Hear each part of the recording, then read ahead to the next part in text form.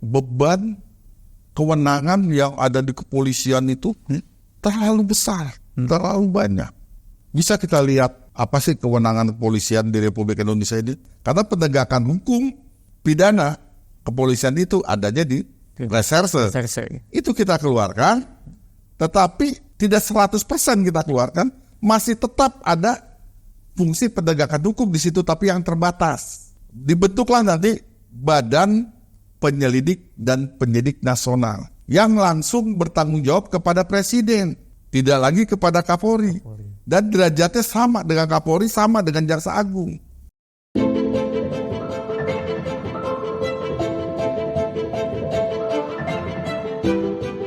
Assalamualaikum warahmatullahi wabarakatuh. Om Swastiastu, Namo Buddhaya, salam kebajikan, salam sejahtera bagi kita semua.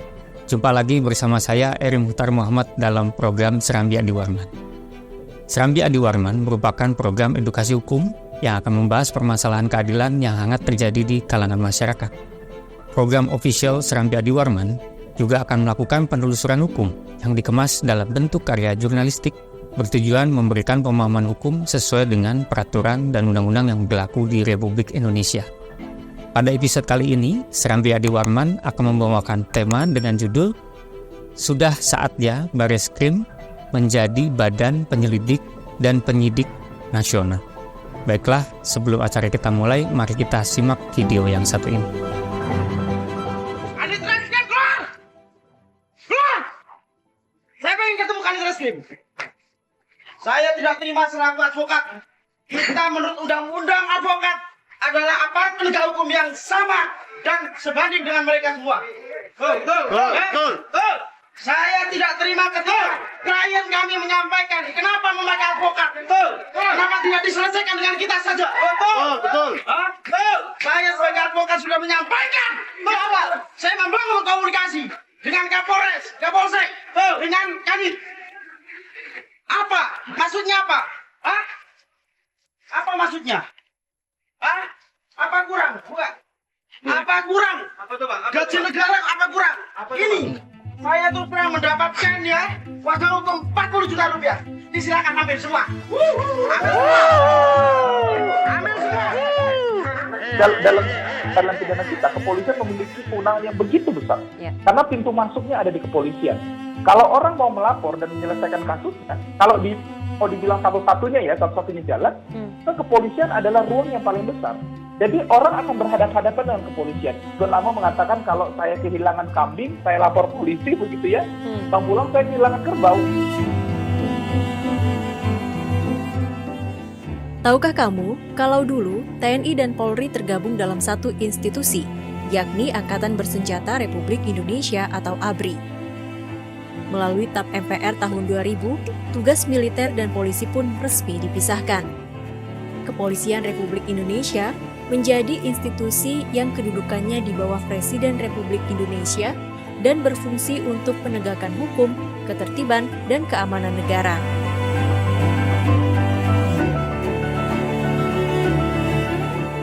Polri harus memperlihatkan independensinya dalam penanganan kasus-kasus yang ada di Republik ini.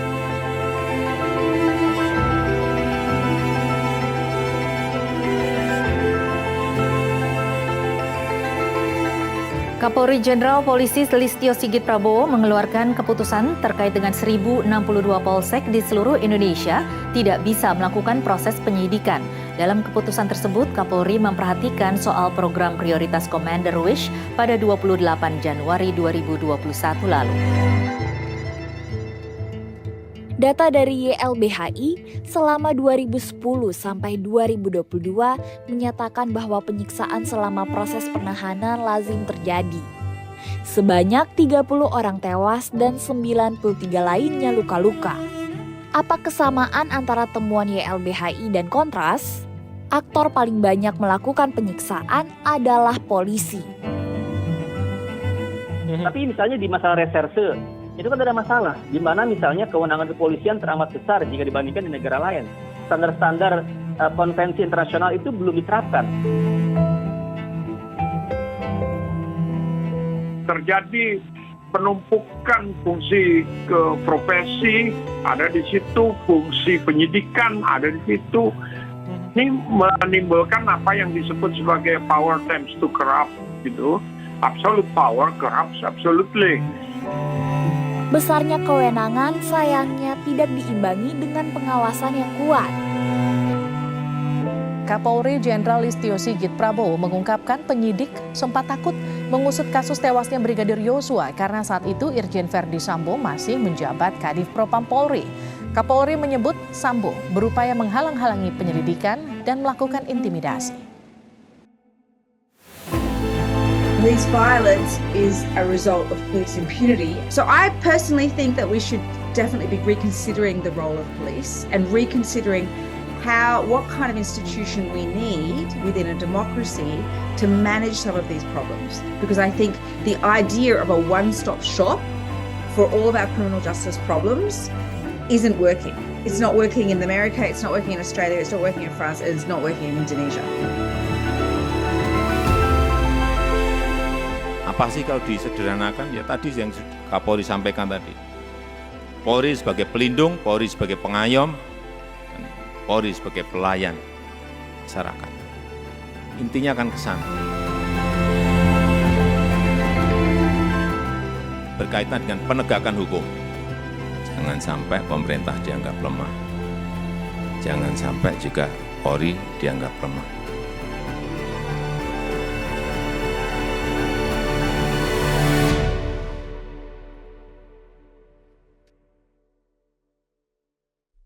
Jangan lupa share, like, dan juga subscribe Serambi Adi Warman. Telah hadir bersama kita Bapak Adi Warman. Assalamualaikum Pak Adi. Waalaikumsalam warahmatullahi wabarakatuh. Apa kabar Pak? Sehat? Alhamdulillah sehat. Kang Adi gimana kabarnya? Sehat Pak, baik. Alhamdulillah, semangat terus. Semangat Pak, iya. Ini tadi kita lihat video Pak ya. Di video itu memang video 2 tahun yang lalu. Dan memang ada beberapa terkait tentang Sambo itu setahun yang lalu ya Pak ya, kalau kita lihat. Nah, tapi mungkin ini langsung ke topik aja Pak ya. Jadi saya kira kalau melihat sewaktu dulu gitu ya, dengan kondisi yang seperti itu, dan mungkin Bapak bisa melihat kondisi penegakan hukum di Indonesia saat ini Pak, gitu kan, terutama terkait dengan independensi kepolisian dalam menangani kasus-kasus hukum. Kondisi penegakan hukum di Indonesia sekarang ini dalam kondisi yang tidak sedang baik-baik saja. Faktor ini disebabkan oleh yang pertama, faktor materi hukumnya itu sendiri. Ya, masih banyak pasal yang multitafsir. Masih banyak pasal yang dibawa ke MK untuk diuji material. Khususnya dalam perkara pidana. Yang kedua, terkait dengan penegakan hukum, ya. Iya. Penegakan hukum, di mana penegakan hukum ini dikaitkan dengan uang. Uang masih mewarnai penegakan hukum. Yang ketiga, penegakan hukum masih diskriminasi, masih ewuh pangkewuh. Ya, apabila ada, mohon maaf, yang masih berkuasa, dia masih ewu perkewu. Misalkan Bareskrim sedang mengusut kasus keluarga dari aparat kepolisian juga, tapi fungsinya beda. Misal Mbak Intelkam, pangkatnya lebih tinggi, nah itu ewu pakewu. Atau dari Propam, itu ewu pakewu. Tadi dikatakan sama Kepala Kapolri, penyidik kasus Sambo tadinya takut, gitu kan? Ya, itu terjadi, masih diskriminasi.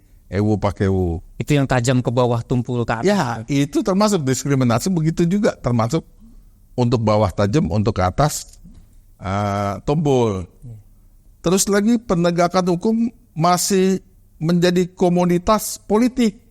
Siapa yang berkuasa, ya, dia bisa mengancam lawan politiknya. Awas lo, buka ini, usut. Jadi faktor inilah yang menyebabkan kondisi proses penegakan hukum di Republik Indonesia dalam konteks pidana sedang tidak baik-baik saja. Mulai dari tingkat penyidikan, penuntutan, sampai pengadilan.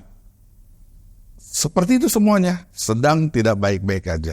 Kemudian Pak, ini ada banyak tudingan kalau kita lihat di video tadi bahwa terjadi penyiksaan selama proses penahanan, kemudian terkait juga tentang korupsi ya Pak ya, gitu. Ini mungkin menurut Bapak ini seberapa serius Bapak melihat permasalahan ini, dan menurut Bapak ini apa akar penyebabnya?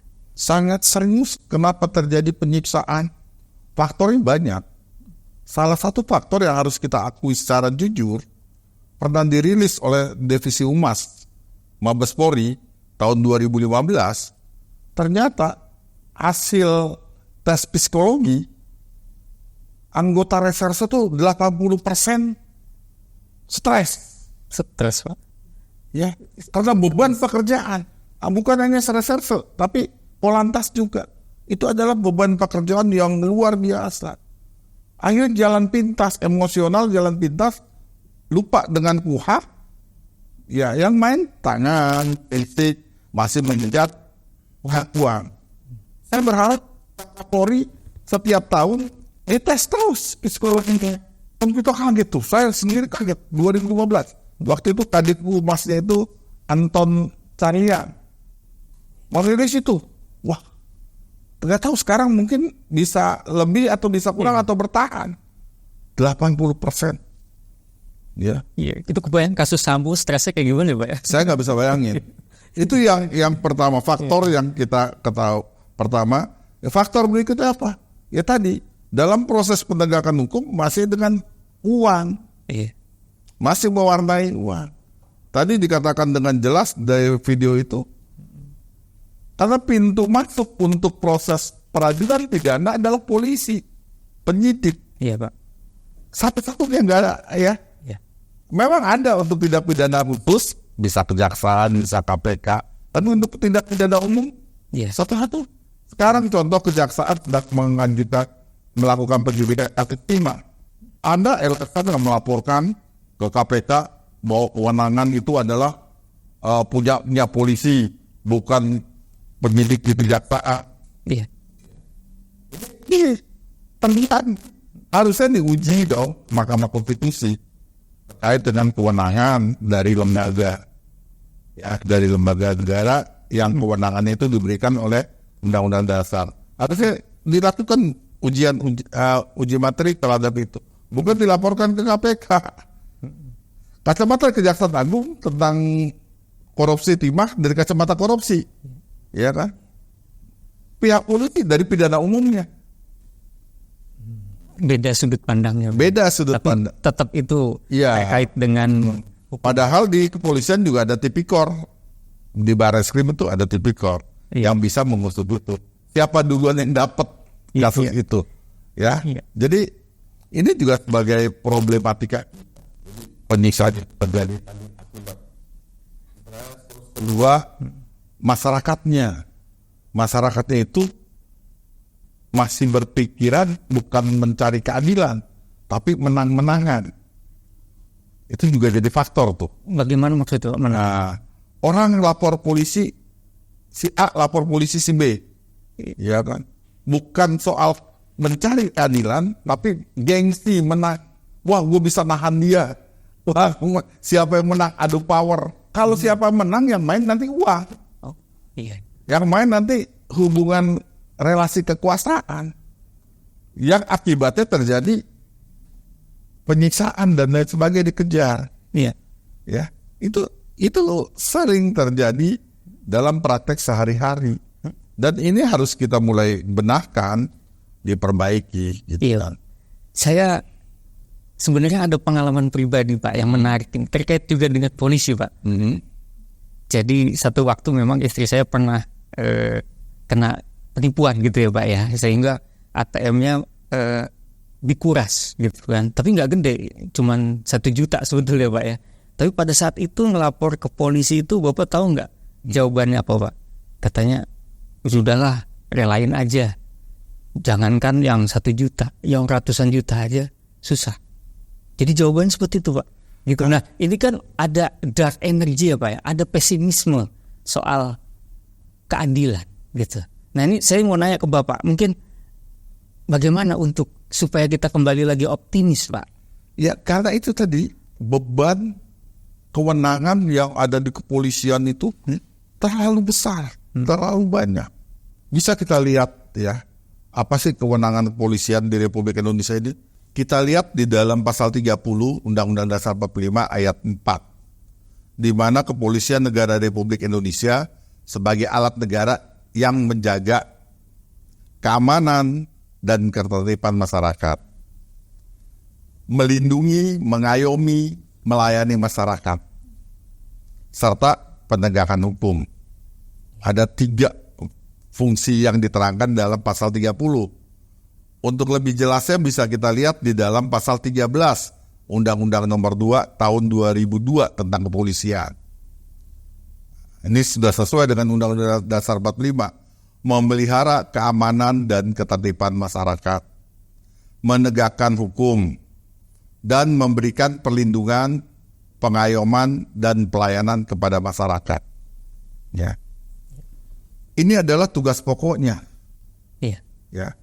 Untuk melaksanakan tugas pokok, ada pasal 14 di Undang-Undang Kepolisian ini, Undang-Undang Nomor 2 Tahun 2002, yang menerangkan beban berat yang dipikul atau kewenangan yang sangat besar di pundak kepolisian, di tangan kepolisian.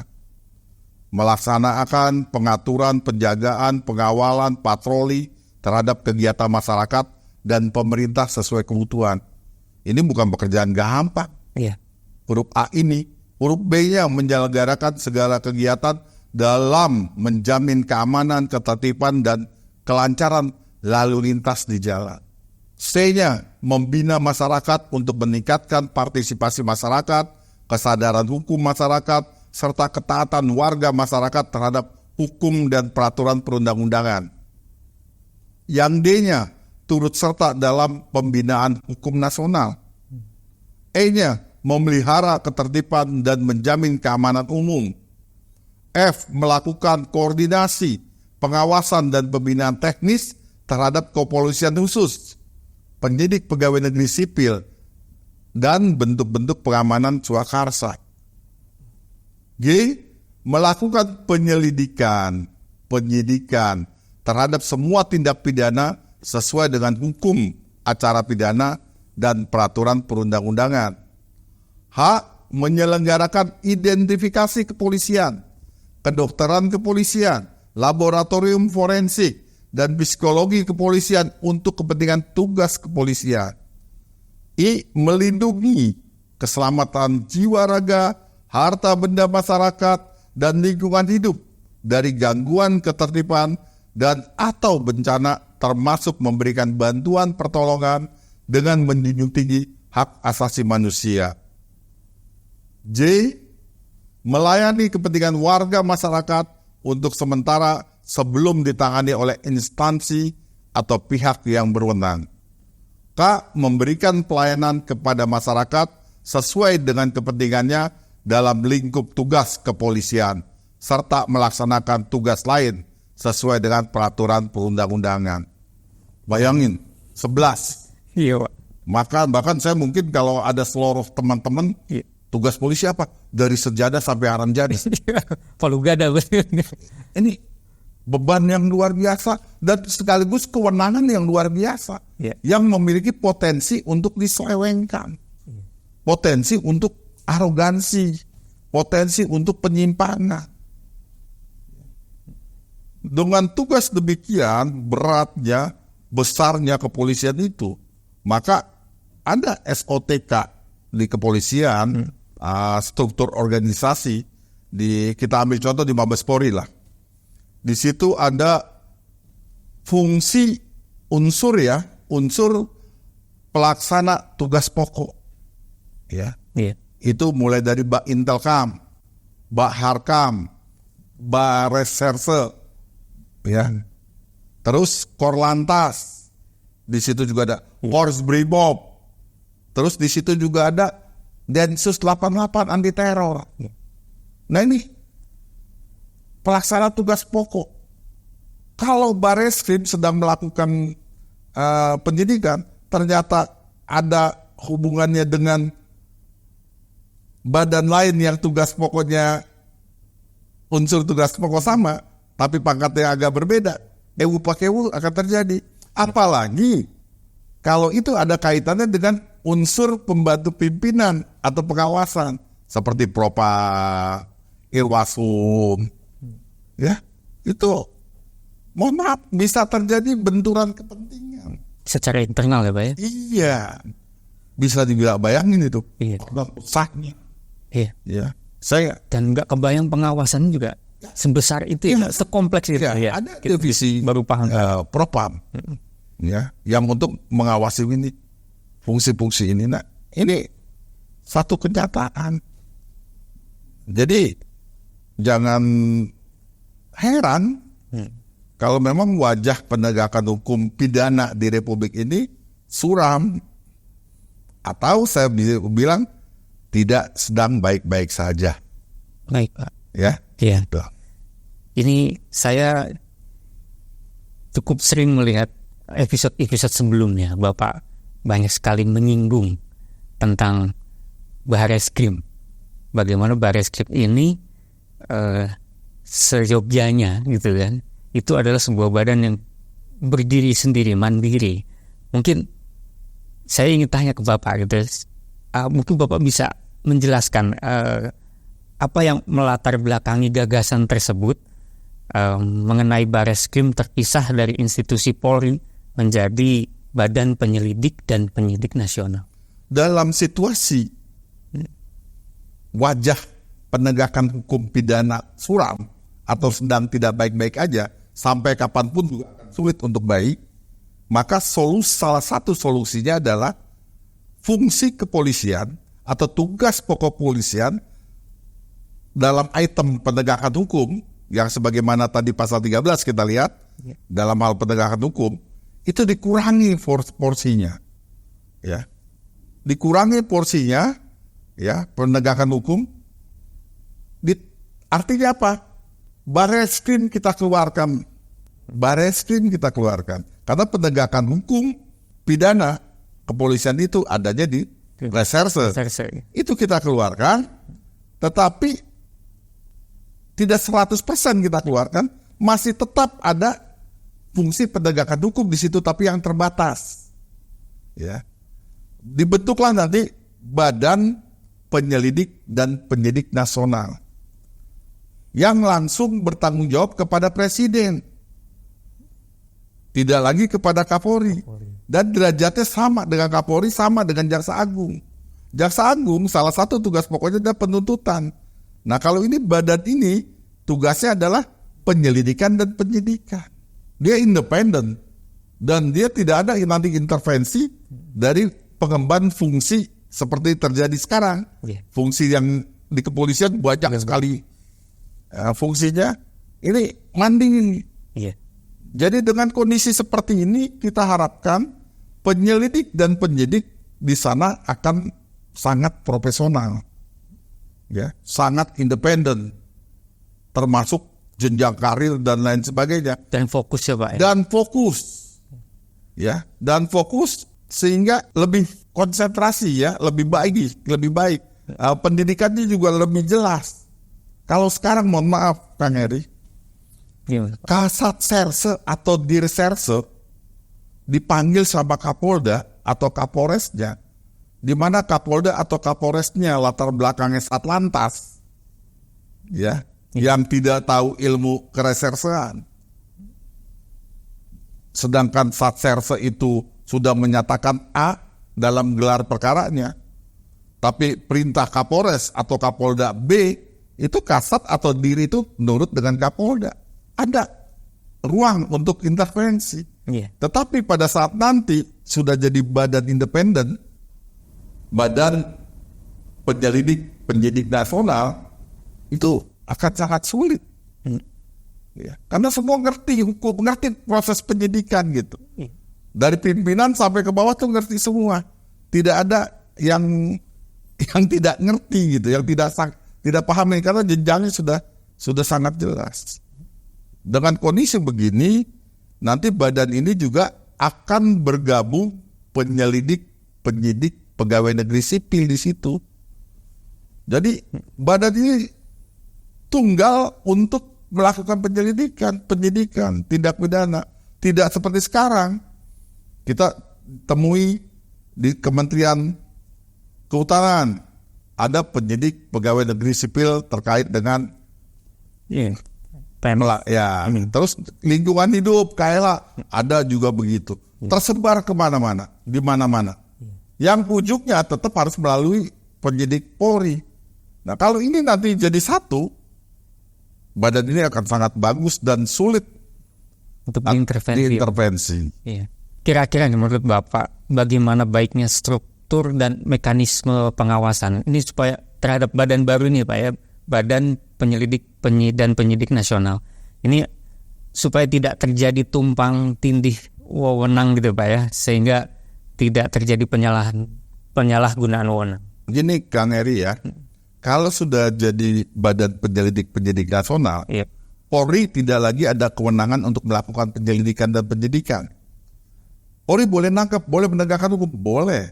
Tetapi 3 kali 24 jam atau dikasih limit waktu untuk menahan untuk ini, 3 kali 24 jam harus diserahkan kepada badan ini. Jadi, dan badan ini harus tetap ada pengawasnya.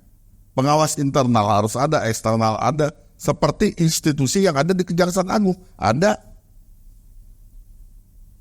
Mungkin nanti ada deputi bidang pengawasan dan profesi. Itu harus tetap dilakukan agar juga bisa lebih profesional. Intinya dengan keluar dari polisi, ya, ini polisi akan baik, ya, akan tidak diserang habis-habisan lagi seperti sekarang, ya kan? Nah, badan inilah yang bertanggung jawab terhadap proses penyelidikan dan penyidikan di Indonesia. Dan badan ini akan jadi satu badan tunggal. Jadi sangat luar biasa. Pak, ini apakah bentuknya kayak ini, mau maaf ya, mungkin saya masih awam ya. Apakah bentuknya seperti BNN gitu kan, ada Badan Narkotika Nasional gitu, tapi di polisi juga ada narkotik gitu. Jadi kayak kalau kita lihat kasus kemarin kan bisa dibilang yang kasus Vina itu kan bapaknya Eki itu sebagai bagian narkotik ya Pak ya, tapi saya paham ya. Dengan adanya badan ini, hal yang tadi Kang Eri ragukan udah nggak ada lagi.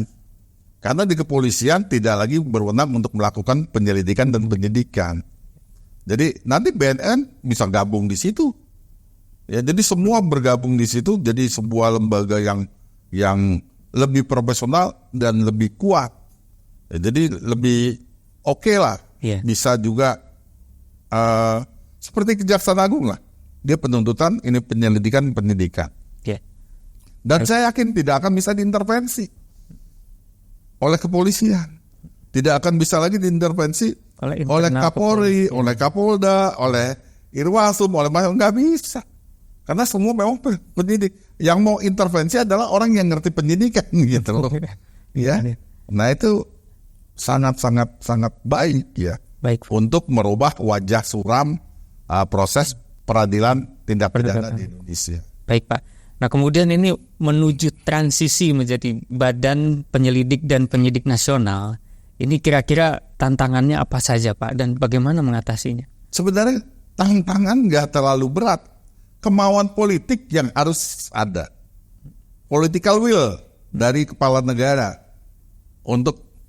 dari presiden untuk menyatakan ini, menyelesaikan ini tanpa harus merubah undang-undang yang besar-besaran. Cukup hanya diperbaiki undang-undang kepolisian, ya kan? Sebagian petugas penegakan hukum dipindahkan ke badan ini, ya. Terus siapa personilnya? Personilnya adalah Barreskrim yang ada ini. Bisa ditawari mereka, pilih kamu di sini atau balik ke kepolisian, atau tetap di badan ini. Dan badan ini nanti bisa melakukan rekrutmen sendiri, bisa lakukan macam-macam dan lain sebagainya, termasuk penyidik-penyidik yang ada di instansi lain digabung di situ. Mungkin bisa jadi ada 9 deputi, ya, untuk bisa kuat ya badan ini, itu Badan Penyidik Nasional. Jadi bukan tantangannya nggak terlalu berat, kemauan politik yang harus untuk menyelamatkan wajah suram proses peradilan pidana di Indonesia. Salah satunya ini. Nanti ada lagi untuk memperbaiki hakimnya. Ya. Oke, kejaksaan diperbaiki, hakimnya juga perbaiki. Di dalam hukum acaranya tadi. Dan juga itu, kalau saya untuk memperbaiki hakim atau proses semua ini, dari penyelidikan, penyidikan, penuntutan, persidangan, pengadilan, itu saya sering ngomong juga. Komisi Yudisial dirubah menjadi Komisi Pemberantasan Mafia Peradilan. Nah ini pengawasan luar biasa. Nah kalau itu dilakukan, maka wajah suram ini akan bisa berubah jadi wajah cerah. Dan harapan Kang Eri untuk mencari keadilan bisa terwujud dengan senyum, dengan baik. Tidak lagi lapor polisi gara-gara ditipu 1 juta, dibilang suruh ikhlasin. Tidak lagi kedengaran bahasa itu. Gitu. Iya Pak. Ini masih dengan Badan Penyelidik dan Penyidik Nasional. Kalau tadi kita lihat di video Pak, ini ada Jackie Becker. Di situ menyatakan bahwa kekerasan oleh polisi adalah buah dari impunitas. Gitu kan. Nah, sekarang bagaimana kita bisa memastikan bahwa badan baru ini tidak mengulangi kesalahan yang sama? Terkait dengan lembaga ini nanti atau Badan Penyidik Nasional, diawasin juga tadi saya katakan oleh pengawas internal dan lain sebagainya. Karena proses wajah peradilan pidana itu mulai dari penyidikan, penuntutan, dan persidangan pengadilan. Ya, persidangan pengadilan juga sampai ke Mahkamah Agung, ada 3 tingkatan. Maka alangkah baiknya dan bijaksananya apabila Komisi Yudisial diganti namanya menjadi Komisi Pemberantasan Mafia Peradilan. Kan lebih, pencari keadilan akan lebih senang. Wah ini benar-benar ini luar biasa. Ya, jadi biarlah KPK nanganin perkara-perkara korupsi di eksekutif dan legislatif. Ya. Nah, Komisi Pemberantasan Mafia Peradilan menangani korupsi di lembaga-lembaga penegak hukum. Ya, akan sangat baik ya. Nuansa optimismenya ini terlihat terang Pak. Ya, mudah-mudahan presiden terpilih akan lakukan itu ya. Iya. Saya berharap seperti itu. Amin Pak. Ya. Baik Pak, ini kemudian jika perubahan itu berhasil diimplementasikan, dampaknya terhadap persepsi publik ini dan untuk penegakan hukum di Indonesia ini kira-kira bagaimana Pak? Saya yakin dan optimis dengan parameter yang tadi saya sebutkan, suramnya penegakan hukum ya, akan jauh lebih baik. Terutama terkait dengan Polri, akan jauh lebih baik nama baiknya. Marwahnya akan terangkat. Karena sebagian kecil, tapi penting gitu, ditarik keluar. Jadi akan sangat bagus. Kita nggak kenal lagi ngelihat menuduh polisi gebukin tersangka, nggak, karena memang buat kewenangannya lagi. Kita melihat hal-hal seperti itu kan. Ya. Baik, ini kan kita karena sayang kita dengan polisi. Iya. Itu saya sampaikan seperti ini karena cinta kita sama polisi. Dan karena kita cinta dengan masyarakat yang untuk mencari keadilan dan tekad kita untuk memperbaiki proses peradilan pidana di Indonesia. Terakhir Pak, ini saya mau nanyakan apa harapan Bapak terhadap masa depan penegakan hukum di Indonesia jika memang Barreskrim ini benar-benar menjadi Badan Penyelidik dan Penyidik Nasional? Harapan saya tentunya sama dengan harapan seluruh anak bangsa di Republik ini. Bisa menggapai keadilan dengan biaya murah. Bisa masyarakat merasa dilindungi oleh negara dari tindakan-tindakan kriminal. Ya, tidak seperti sekarang gitu kan. Bisa merasakan hidup nyaman. Itu yang saya harapkan, yang sama semua orang juga mengharapkan. Jangan lagi bicara tentang keadilan yang bahasanya agak konyol, yaitu keadilan yang tertinggi adalah ketidakadilan yang terbesar. Jangan seperti itu. Keadilan yang tertinggi adalah bukan ketidakadilan yang terbesar, tapi memang keadilan yang diharapkan oleh semua bangsa, semua rakyat. Ada juga pameo yang lebih menyakitkan hati. yang mengatakan kalau palu sudah di mulut anjing, ya, maka keadilan milik majikannya. Yang tadi saya katakan itu, ya, proses penegakan hukum masih bernuansa uang. Harapan saya itu, seperti itu, persepsi masyarakat mahalnya mencari keadilan itu akan hilang. Harapan saya. Jadi palu itu benar-benar di tangan orang-orang yang berintegritas, orang-orang yang memiliki kapasitas, orang-orang yang niatnya menegakkan keadilan. Terima kasih Pak Adi. Terima kasih kembali. Dengan telah menyampaikan gagasan yang luar biasa dan juga meluangkan waktu buat kita semua untuk bisa mendengar banyak hal ini ya, terkait dengan bagaimana kita bisa membenahi sistem peradilan, sistem hukum di Indonesia. Baiklah sahabat Serambi Adi Warman, demikianlah acara bincang-bincang kita hari ini. Untuk mendukung program edukasi hukum Serambi Adi Warman agar tetap selalu eksis, mohon untuk tekan tombol subscribe, like, komen channel Serambi Adi Warman. Saya Eri Muhtar, pamit undur diri. Wassalamualaikum warahmatullahi wabarakatuh. Waalaikumsalam warahmatullahi wabarakatuh. Salam Serambi Adi Warman.